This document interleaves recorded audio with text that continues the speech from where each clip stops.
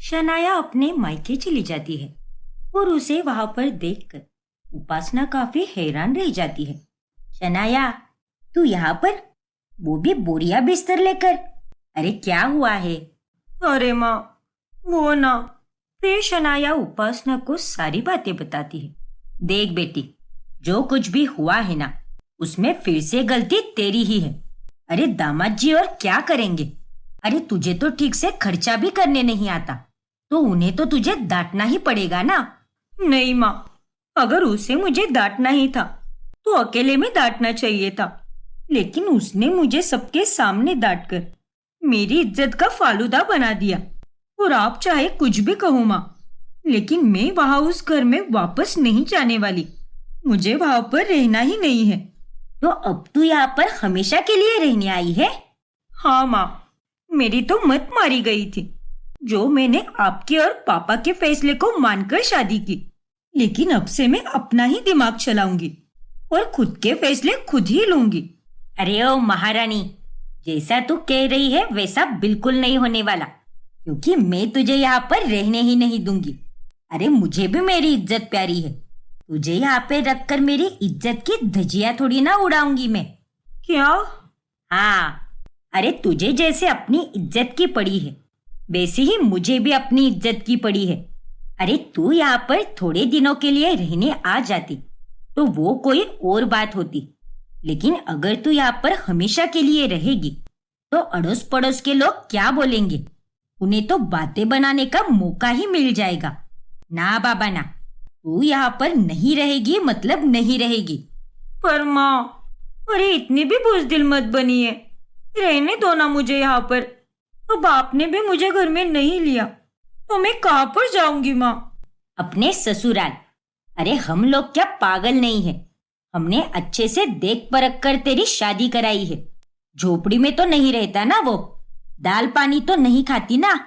अरे माना कि मिडिल क्लास परिवार है, लेकिन दामाद जी तुझसे कितना प्यार करते हैं। लेकिन नहीं, तेरी तो बचपन से यही गंदी आदत है, तुझे तो बस दूसरों की तरह अमीर बनना है। माँ, चुप शनाया, तूने मेरा दिमाग पहले ही घुमा दिया है, अब और मत घुमा, और जिस रास्ते से आई है वहीं से लौट जा। फिर उपासना के कहने पर शनाया को ना चाहकर भी अपने ससुराल वापस जाना पड़ता है।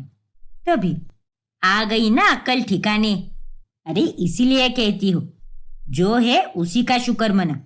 अरे हमारे जैसे सासुर पति तुझे कहीं नहीं मिलेंगे। अरे अगर हम लोग चाहते ना तो तुझे इतने झगड़ों के बाद घर में वापस कभी नहीं लेते, लेकिन हमारा मन वैसा बिल्कुल नहीं है। मुझे माफ कर दो शनाया, मैं फिर से तुम्हें कह रहा हूँ कि मैं आइंदा से ऐसा कोई काम नहीं करूंगा जिससे तुम्हारी बेइज्जती हो। और हाँ, मुझे बस थोड़े और महीने दे दो, मैं थोड़ा और एक्सपीरियंस लेकर दूसरी कंपनी में और ज्यादा सैलरी वाला जॉब ढूंढूंगा और एक दिन अमीर आदमी बनकर ही रहूंगा। रहने दो विपुल, अभी मेरा जोक सुनने का मन बिल्कुल नहीं है। इतना कहकर शनाया अपने कमरे में चली जाती है। विपुल बेटा, अरे ये एक ऐसी कुतिया है जिसकी दुम हमेशा टेढ़ी की टेढ़ी ही रहेगी। ये लड़की कभी नहीं सुधरने वाली। लेकिन विपुल शनाया के ताने को नजरअंदाज करता है और उस दिन के बाद से शनाया को अपने ससुराल के काम करने का बिल्कुल भी मन नहीं करता। लो हो गया नया दिन, लेकिन काम वही पुराना। ये रोज रोज यही काम कर करके मैं पक गई हूँ। अगर मेरा अच्छा ससुराल होता तो मैं जैसे तैसे कर भी लेती, लेकिन इन दोनों के लिए मुझे कुछ भी करने का बिल्कुल भी मन नहीं करता। तभी वहां पर ममता आती है। अरे अकेले में ये क्या बड़बड़ा रही है? गालियां दे रही है क्या मुझे? देखिए माँ जी, कान लगाकर मेरी बातें सुनने से अच्छा तो यही होगा कि घर के कामों में मेरा हाथ बटाइए, और इस कारण मुझे थोड़ा आराम भी मिलेगा। अरे लेकिन तुझे आराम फरमाने की क्या जरूरत है? और घर के काम मैं क्यों करूं? बड़ी आई मुझे काम पे लगाने वाली। चल अब चुपचाप काम कर। घर के कामों से परेशान होकर शनाया अब जॉब करने का तय करती है और वो घर पर बैठकर एक जगह इंटरव्यू के लिए अप्लाई भी करती है। ये लो शनाया, ये दही शक्कर खा लो। दही शक्कर? लेकिन क्यों विपुल? अरे कितनी बेवकूफ है ये। इसे तो ये भी नहीं पता कि दही शक्कर कब खिलाया जाता है। माँ जी, मुझे समझाने की जगह आप ताने क्यों दे रही हो? और इससे तो यही पता चलता है कि आप भी वही हो जो मुझे कह रही हो। बहू, अपनी हद में रहे। अरे तो आप भी अपनी हद में रहिए माँ जी। क्यों बेवजह मेरे मुंह लगती रहती हो? अरे बस बस माँ, जाने दो ना। वो शुभ काम के लिए जा रही है। कोई शनाया, जब भी कोई बाहर किसी शुभ काम के लिए जा रहा होता है तो उसे दही शक्कर खिलाया जाता है ताकि वो काम सफल हो सके। अच्छा, ऐसी बात है क्या? तो फिर खिला दो, क्योंकि मुझे जॉब की सख्त जरूरत है, पैसों के लिए भी और अपनी सास से दिन भर छुटकारा पाने के लिए भी। फिर विपुल शनाया को दही शक्कर खिलाता है। लेकिन जब शनाया इंटरव्यू के लिए जा रही होती है तभी रास्ते में चोर चोर, मेरी बैग। अरे नहीं, ये क्या? वो चोर तो उस आदमी की बैग लेकर भाग रहा है। फिर शनाया तेजी से भागकर उस चोर को पकड़कर खूब मारती है और उससे वो बैग छीन लेती है और वो चोर मार खाकर भाग जाता है। आपका बहुत बहुत शुक्रिया, क्योंकि इस बैग में ढेर सारे पैसे हैं और अगर ये बैग वो चोर चुरा ले जाता तो मुझे बहुत दिक्कत हो जाती। अरे कोई बात नहीं, अब आपने मेरी इतनी बड़ी मदद की है तो मैं भी आपको कुछ देना चाहूंगा। ये लीजिए, ये पैसे। अरे नहीं नहीं, ये पैसे आप मुझे मत दीजिए। अरे रख लीजिए ना। नहीं नहीं, मैं इन पैसों को नहीं रख सकती। अच्छा ठीक है, फिर आप मेरे साथ कॉफी तो पी सकती हो ना। देखिए, कॉफी की ट्रीट को मना मत कीजिए, पास ही में कैफे है। लेकिन मुझे तो बहुत देर हो रही है। बस 10 मिनट के लिए चलिए ना, वरना मुझे बहुत बुरा लगेगा। अरे बेवकूफ लड़की, इतना अमीर और हैंडसम लड़का तुझे कॉफी के लिए पूछ रहा है। मना मत कर इसे, मौके का फायदा उठा ले। अच्छा ठीक है, अगर आप इतना कह रहे हो तो चलिए। फिर शनाया और वो अमीर आदमी दोनों एक साथ कॉफी पीते हैं और ढेर सारी बातें भी करते हैं। पहले ही मुलाकात में वो दोनों एक दूसरे को पसंद करने लगते हैं। दोनों एक दूसरे के फोन नंबर भी ले लेते हैं। अरे क्या अभी? अरे नहीं नहीं, मुझे आप कहकर मत बुलाओ, तुम कहो। अच्छा ठीक है, लेकिन तुम्हें भी मुझे आप कहकर नहीं बल्कि तुम कहकर ही पुकारना होगा। अच्छा बाबा, ठीक है। तो मैं ये कह रहा था कि तुम सच में बहुत सुंदर हो। तुमसे बात करके जो महसूस हो रहा है वो पहले कभी किसी लड़की से बात करके मुझे बिल्कुल नहीं लगा। अच्छा, ऐसी बात है क्या? हाँ बिल्कुल। वैसे करण, यहाँ पे मेरा हाल भी कुछ ऐसा ही है। Oh really? हाँ करण। अब शनाया और करण एक दूसरे के साथ रोजाना फोन पर बातें करने लगते हैं। वही शनाया हर जगह इंटरव्यू देने के लिए जाती ही रहती है। तुम्हें पता है शनाया, जब से मैं तुम्हें मिला हूं ना, तब से मैं तुम्हारे पीछे पागल हो चुका हूँ। अच्छा, लेकिन अपने आप पर जरा काबू रखो। तभी ममता उसकी बातें सुन लेती है। ये बहू किससे बतिया रही है, वो भी इस तरह से? तुम्हारी भी आवाज बहुत अच्छी है और तुमसे बात करके मेरी दिन भर की सारी थकान दूर हो जाती है। बहू, अच्छा मैं तुमसे बाद में बात करती हूँ, बाय। अरे कौन था अभी फोन पर और इतनी शर्मीली आवाज में तू किससे बात कर रही थी? अरे माँ जी, वो मेरी सहेली थी, बहुत पुरानी सहेली, और आज हम दोनों बहुत दिनों बाद बात कर रहे थे। लेकिन आवाज तो किसी मर्द की लग रही थी। क्या? अरे नहीं माँ जी, ऐसा कुछ भी नहीं है। वो मेरी सहेली की आवाज बहुत वजनदार है ना, इसीलिए आपको ऐसा लगा होगा।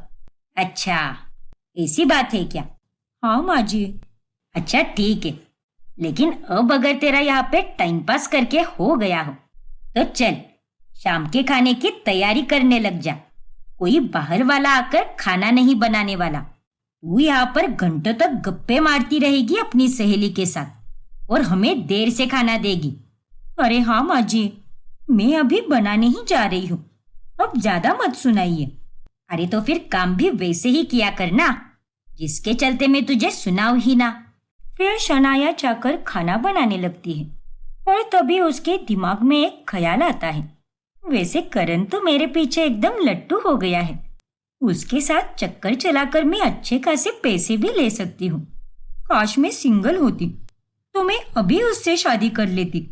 लेकिन ये ऊपर वाला भी ना बड़ा अजीब है, जब समय रहता है तब गलत लोगों को जिंदगी में भेजता है और जब समय निकल जाता है तब बराबर सही लोग चले आते हैं।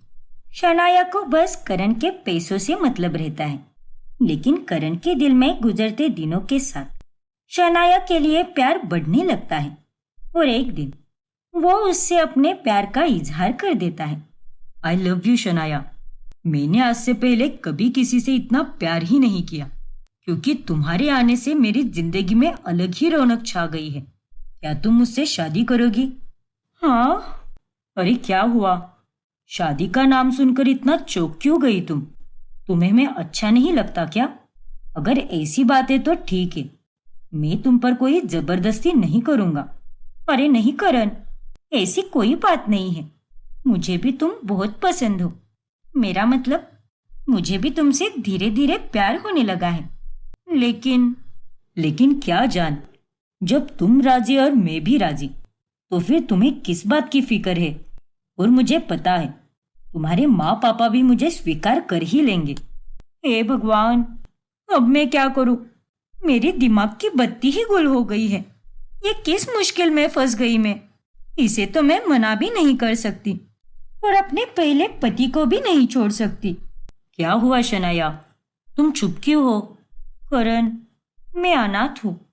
हमेशा से मुझे इस दुनिया ने धोखा ही दिया है, इसीलिए शादी का फैसला बहुत बड़ा है और मैं ये फैसला सोच समझ कर लेना चाहती हूँ। इसीलिए तुम मुझे थोड़ा वक्त दे दो। ओके जान, कोई बात नहीं, तुम्हें जितना वक्त लेना है ले लो। लेकिन मुझे तो ये बात पता ही नहीं थी कि तुम एक अनाथ हो।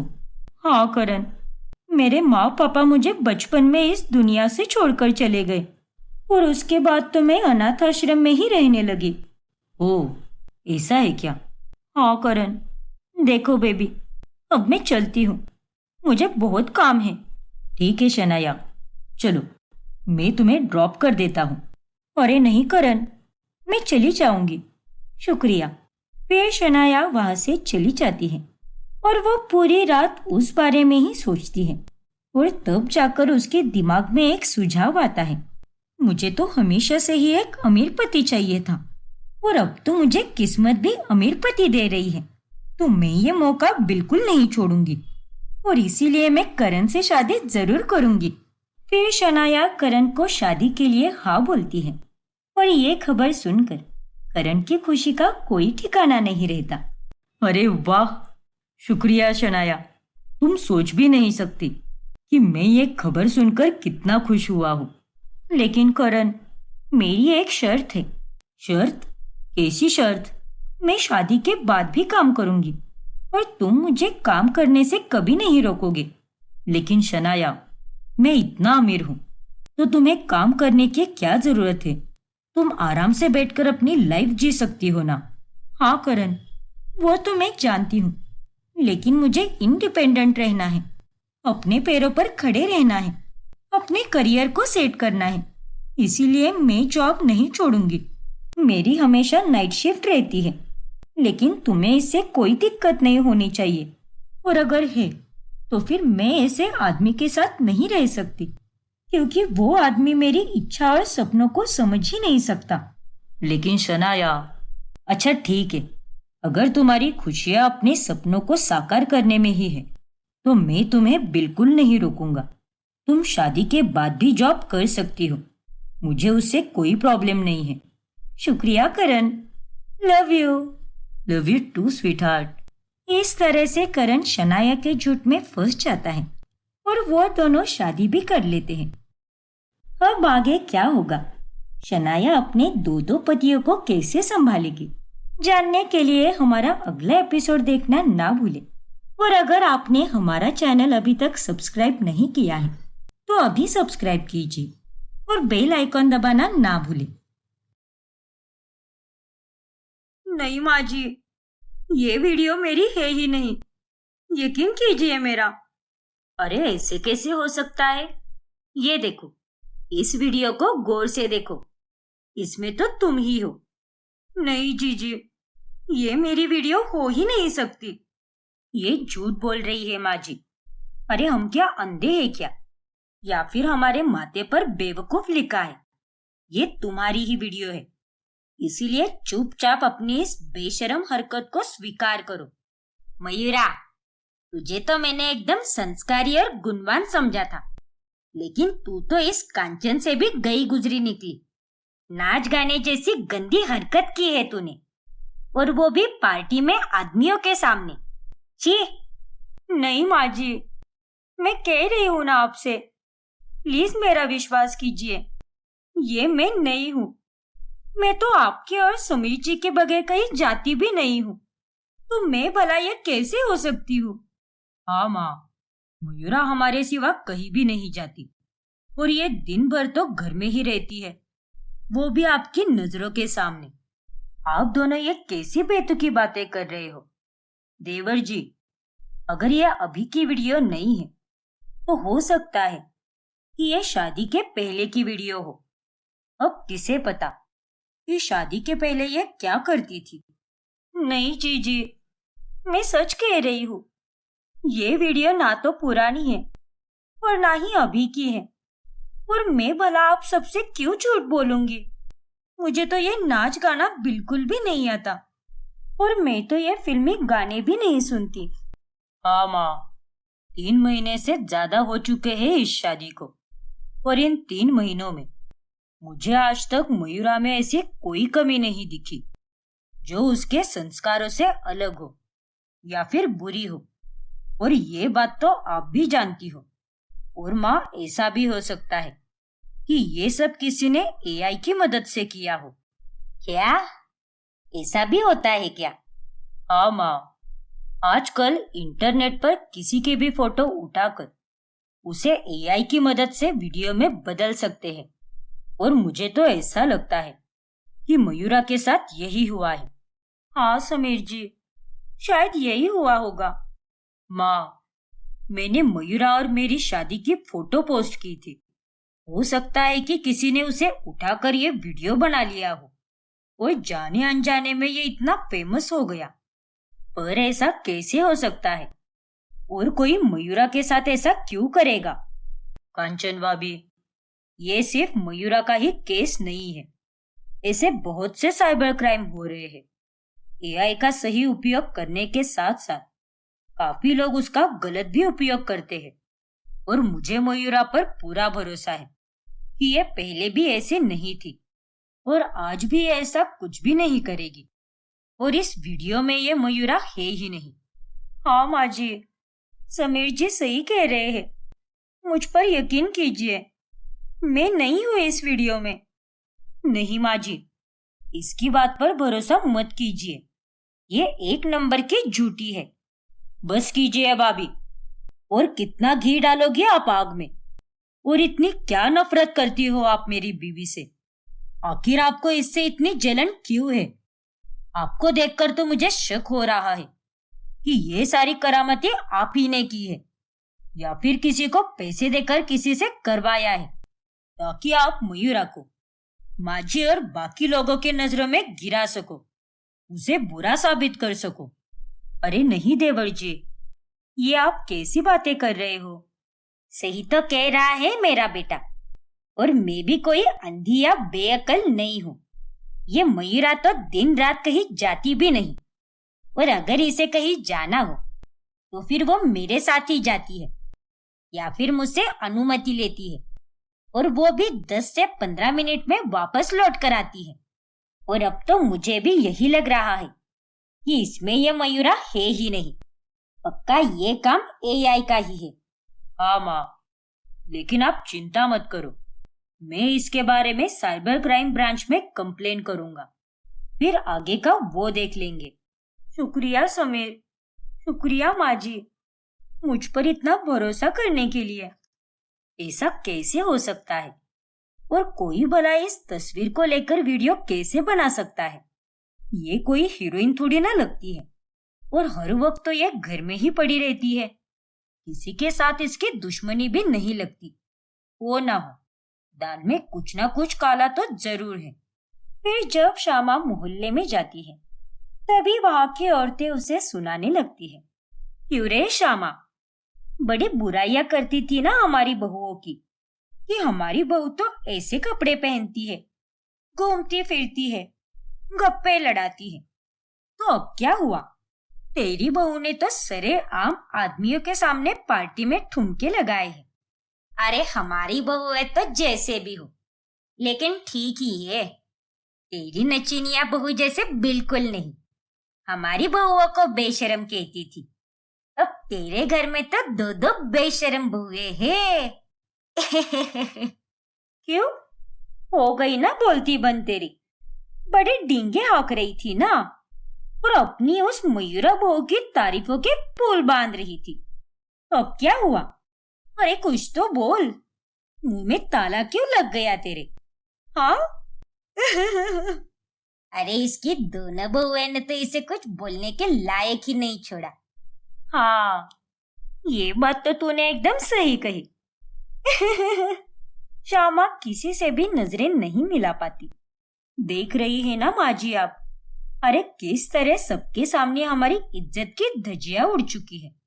देखिए माँ जी, आप देवर जी और उस मयूरा की बातों पर विश्वास क्यों कर रही हो? मेरा यकीन मानो, वो मयूरा सही लड़की नहीं है, और वो वीडियो उसी का है। वो कुछ ना कुछ तो हमसे छुपा रही है माँ जी।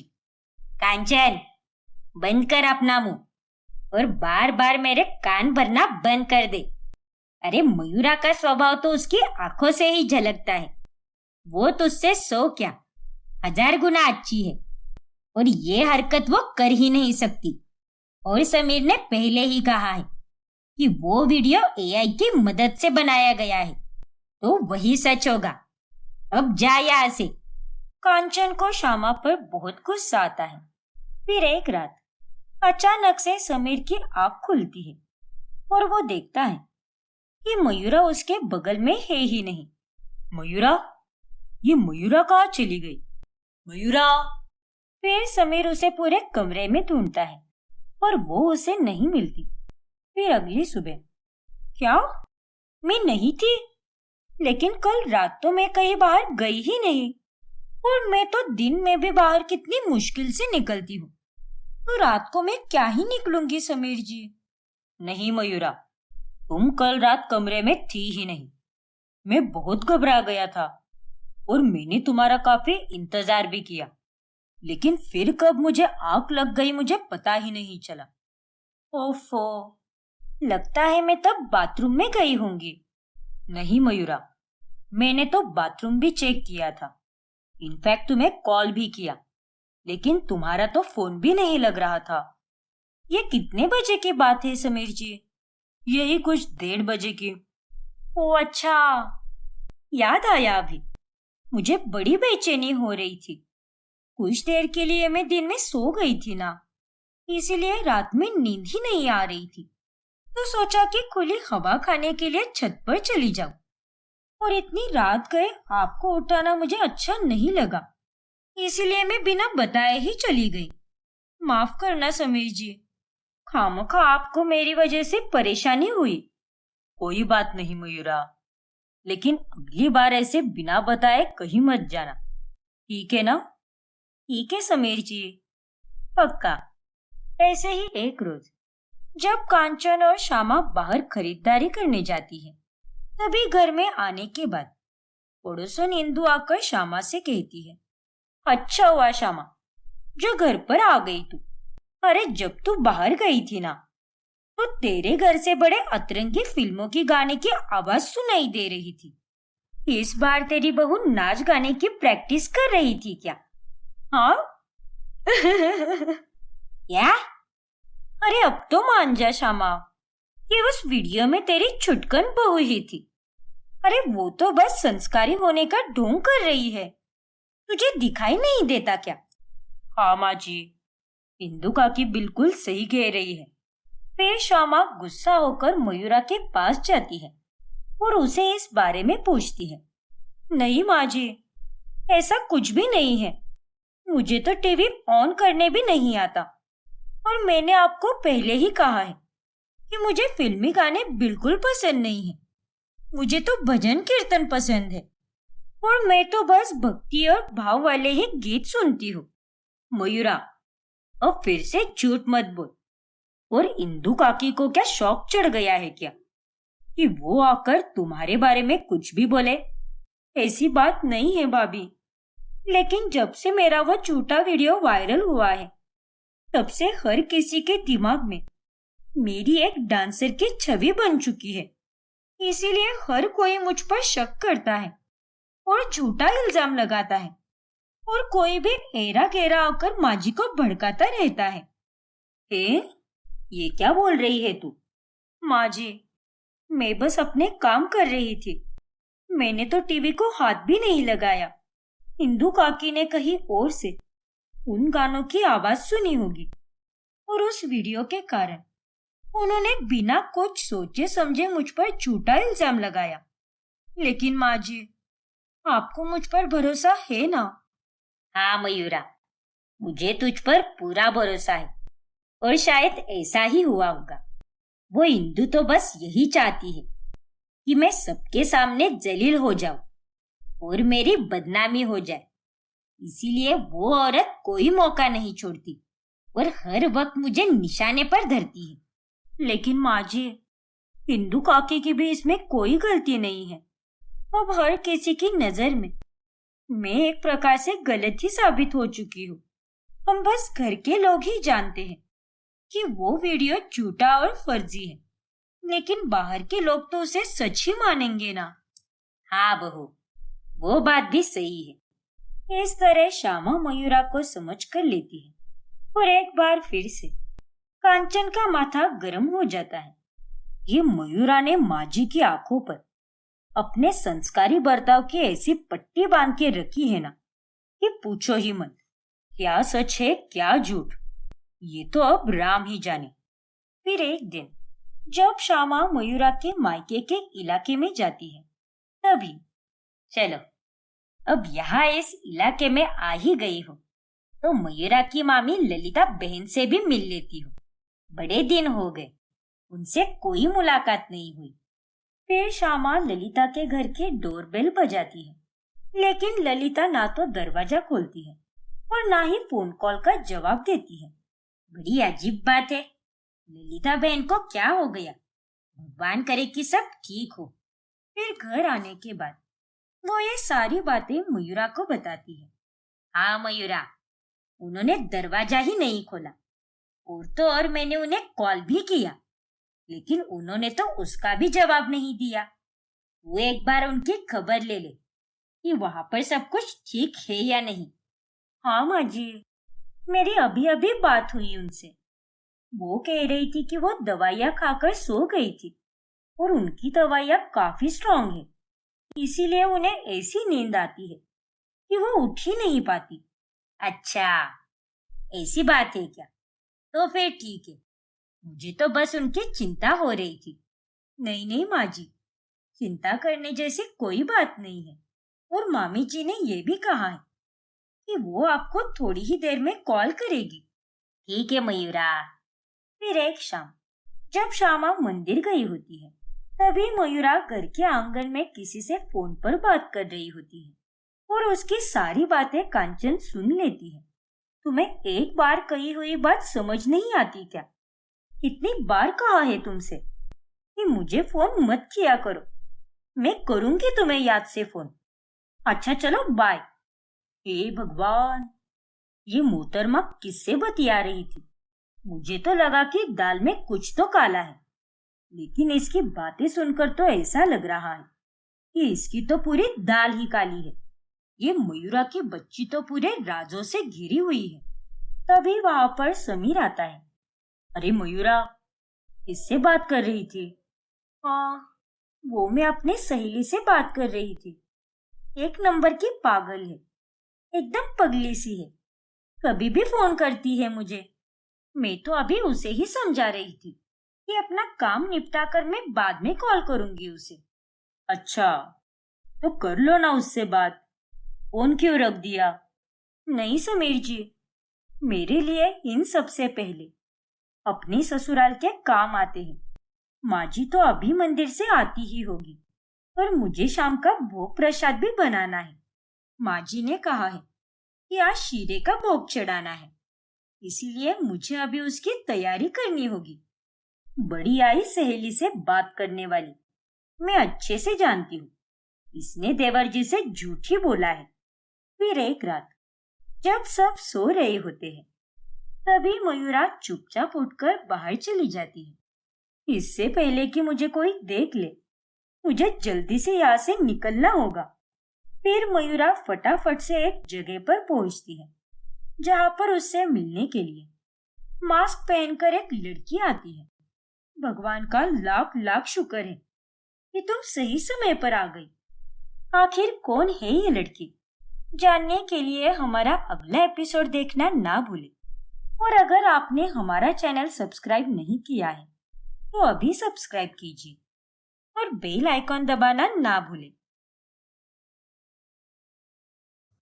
ईश्वरी और विक्रम काफी अमीर लोग होते हैं, लेकिन उनके बेटे रोहन को एक गरीब घराने की लड़की मधु से प्यार हो जाता है और उसकी खुशियों के लिए विक्रम और ईश्वरी उनके रिश्ते के लिए राजी हो जाते हैं और उन दोनों की शादी करा देते हैं। शादी के बाद, हे भगवान, ये मधु ने दहेज में कितने पुराने और घटिया क्वालिटी के बर्तन लाए हैं। अगर ये बर्तन हमारे घर पर किसी ने रखे हुए देख लिए तो हमारी इज्जत की तो धज्जियां उड़ जाएगी। फिर ईश्वरी उन पुराने बर्तनों को उनके ही घर के मालिक चंपू को देने लगती है। अरे ओ चंपू, क्या हुआ मेम साहब? ये कुछ बर्तन है, इन्हें तुम लेकर जाओ। अब ये मेरे किसी भी काम के नहीं है। इसका मतलब ये थोड़ी ना है कि ये तुम्हारे भी किसी काम के नहीं। लेकर जाओ इसे, शायद तुम इसे अच्छे से इस्तेमाल करोगे। ठीक है मेम साहब, आपका बहुत बहुत धन्यवाद। लेकिन उतने में वहां पर मधु आ जाती है। रुक जाइए चंपू भाई, ये बर्तन यहीं पर रखिए। और माँ जी, आप मेरे मायके में से आई ये बर्तन चंपू भाई को क्यों दे रही हो? मधु बहू, तुम्हारा दिमाग खराब हो गया है क्या? अरे तुम अब एक बड़े घर की बहू बन चुकी हो और ऐसे में ये पुराने बाबा आदम के जमाने के बर्तन इस्तेमाल करना, ये सब तुम्हें शोभा नहीं देता। हम अमीर लोग हैं, हमारे घर में ये स्टील और मिट्टी के बर्तन इस्तेमाल नहीं किए जाते, इसीलिए मैं इन्हें चंपू को दे रही हूँ। नहीं माँ जी, प्लीज ऐसा मत कीजिए। क्या मतलब? अब घर में क्या करना है और क्या नहीं, ये बातें तू मुझे सिखाएगी? देखिए माँ जी, ये बर्तन आपके लिए पुराने और सस्ते होंगे, लेकिन मेरे लिए ये अनमोल है। मेरी नजरों में इनका कोई मोल नहीं है, क्योंकि ये मेरे पापा के खून पसीने की मेहनत की कमाई से खरीदे हुए हैं। मैं इन्हें अपने पास सहेज कर रखना चाहती हूँ। चंपू भाई, माफ करना, लेकिन मैं आपको ये बर्तन नहीं दे पाऊंगी। अरे लेकिन माँ जी, मुझे इन बर्तनों को अपने पास रखने दीजिए ना, मुझ पर ऐसा जुल्म मत कीजिए। रहने दो ना माँ, उसमें क्या होता है।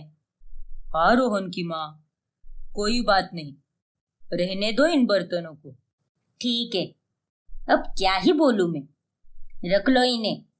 लेकिन एक बात याद रहे, इन बर्तनों को तुम ड्रॉवर में और लकड़ी वाले कपाट में छुपा कर रखना, जिसे इन्हें कोई देख ना पाए।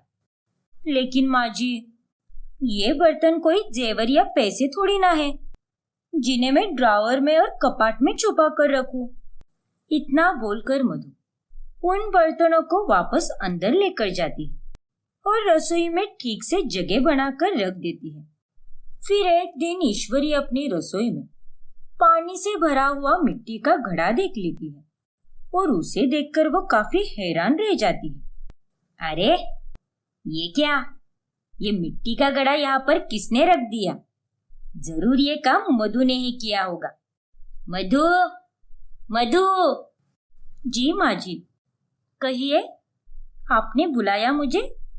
आखिर ऐसी क्या आफत आ गई जो आप यूं गला फाड़ फाड़ कर मेरा नाम पुकार रही हो?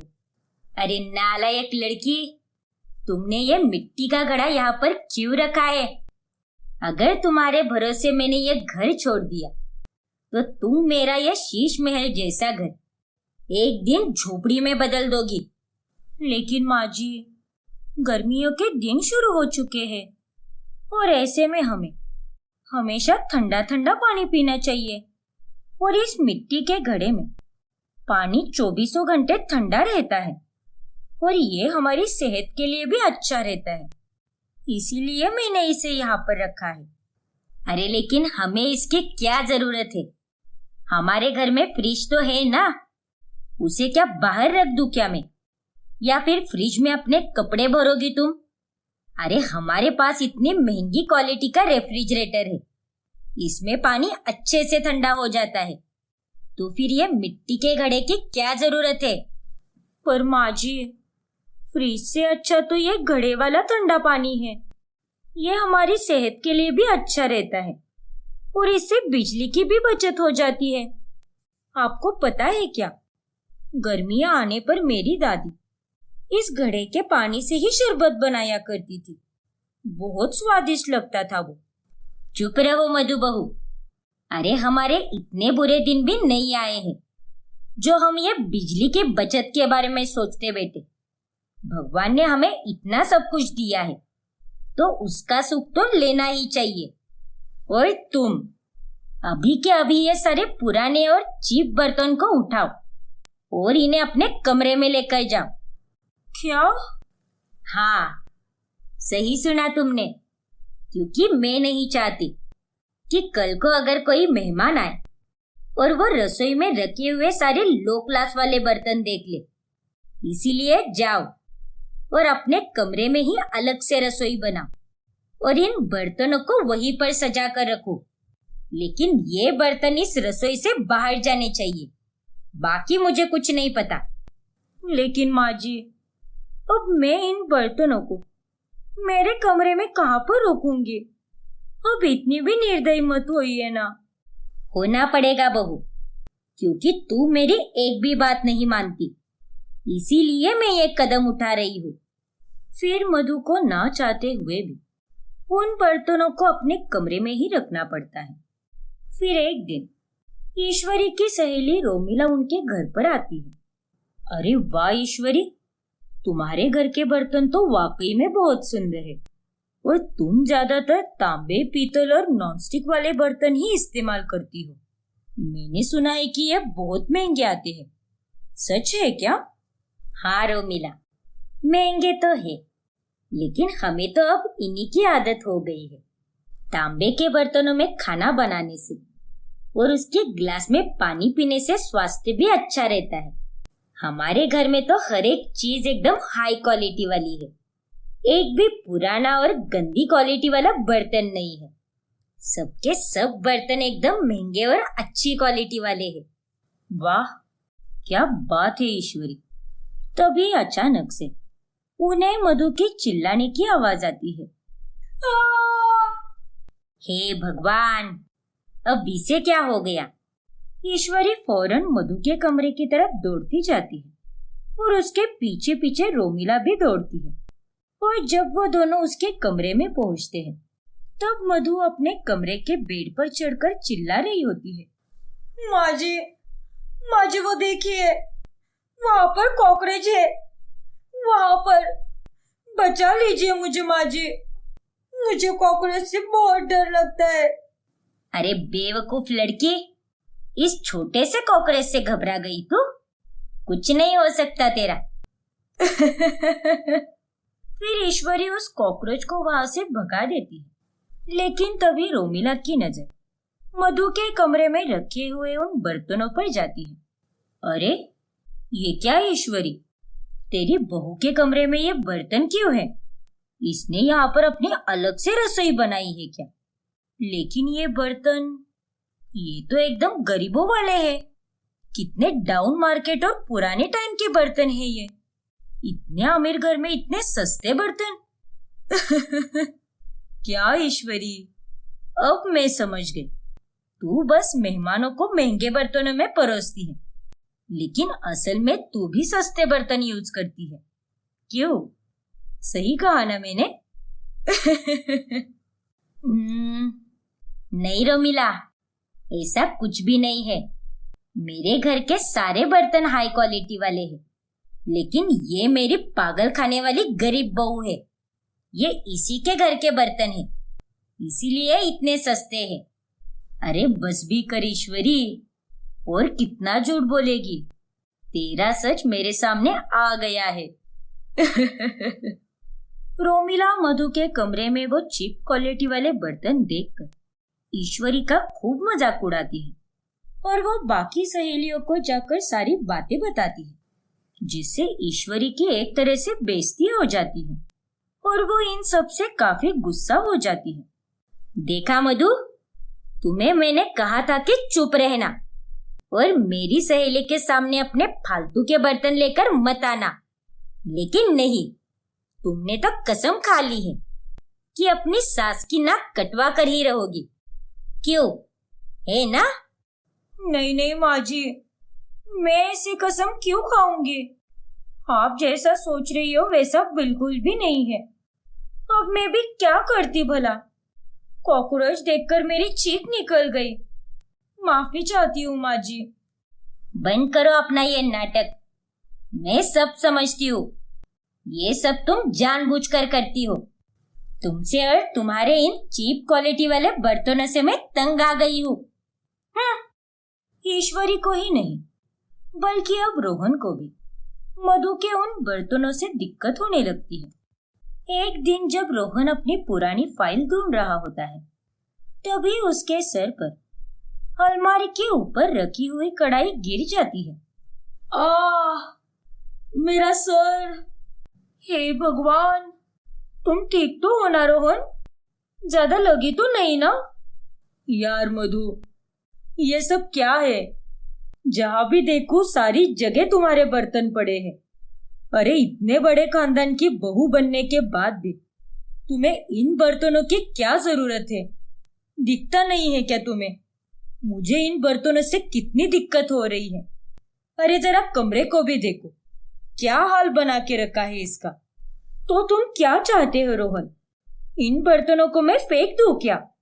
तुम्हें इन्हें फेंकने के लिए नहीं कह रहा मैं, लेकिन तुम इन्हें संभाल कर स्टोर रूम में भी रख सकती हो। अरे घर में इतने सारे नए क्वालिटी के बर्तन पड़े हैं, उन्हें इस्तेमाल करो ना। इन्हें करने की क्या जरूरत है? और ये बर्तन भी कितने पुराने जमाने के हैं। नहीं रोहन, मैं तुम्हारी कोई बात नहीं सुनने वाली। अरे मैंने अपनी सास की भी बात नहीं मानी, तो फिर तुम क्या चीज हो? जो मेरा मन कहेगा मैं वही करूंगी। इस तरह मधु रोहन की भी नहीं सुनती और अपनी ही मनमानी करती है। एक दिन घर के सभी नौकर छुट्टी पर चले जाते हैं। आज तो सारे के सारे नौकर छुट्टी पर है, सिवाय चंपू भाई के। माँ जी, पापा जी और रोहन तीनों भी कुछ घंटे में आते ही होंगे। मुझे फटाफट से उनके लिए खाना बनाना चाहिए। फिर मधु अपने मायके के बर्तन इस्तेमाल करती है। वो ज्यादातर खाना मिट्टी के बर्तनों में ही बनाती है। फिर घर के सभी लोग खाना खाने के लिए इकट्ठा होते हैं। तब मधु के हाथ का खाना खाकर सभी उसके खाने की तारीफ करने लगते हैं। वाह वाह वाह, क्या बात है! आज इतने दिनों बाद इतना मजेदार खाना खा रहे हैं हम। अचानक से हमारे किचन के शेफ को क्या हो गया है? वो कब से इतना स्वादिष्ट खाना बनाने लग गया? वाकई में ईश्वरी, आज का खाना तो बड़ा ही कमाल का बना है, खास करके ये खीर। हाँ पापा, खाना तो बहुत ही टेस्टी बना है। ऐसा खाना तो मैंने आज तक पहले कभी नहीं खाया। आज के खाने की बात ही कुछ और है, क्योंकि ये सारा खाना छोटी मेम साहब ने अपने मिट्टी के बर्तनों में बनाया है, इसीलिए इतना टेस्टी बना है। क्या? मधु, ये सारा खाना तुमने बनाया है? और वो भी मिट्टी के बर्तन में? हाँ माँ जी, आज घर के सारे नौकर चाकर छुट्टी पर है ना, इसीलिए आज का खाना मैंने बनाया है। वाह, क्या बात है बहू। शायद ये स्वाद तुम्हारे मिट्टी के बर्तनों के कारण ही आया है। हाँ पापा जी, आपने बिल्कुल सही अनुमान लगाया। ये सारा जादू मिट्टी के बर्तनों का ही है। दोपहर से बना रही थी मैं इनमें खाना। वाह मधु, आज सच में मुझे ये खाना खाकर बहुत संतुष्टि मिली है। पर एक बात तुम्हें भी समझनी होगी बेटा, कि वो जमाना अलग था और आज का जमाना अलग है। तब लोगों के पास काफी समय था और बाकी कोई साधन भी नहीं थे, इसीलिए वो इन पुराने बर्तनों का वापर करते थे। लेकिन अब हमारे पास इतना समय नहीं होता है कि हम घंटों तक खाना बनाते रहे। उससे अच्छा तो यही होगा ना कि तुम इन नए बर्तनों में खाना बनाओ। 3 घंटों में बनने वाला खाना आराम से 1 घंटे में हो जाएगा। हाँ माँ जी, आपकी इस बात से मैं सहमत हूँ। शायद आप सही कह रही हो। मुझे भी अब समझ आ चुका है कि इनमें बहुत समय चला जाता है।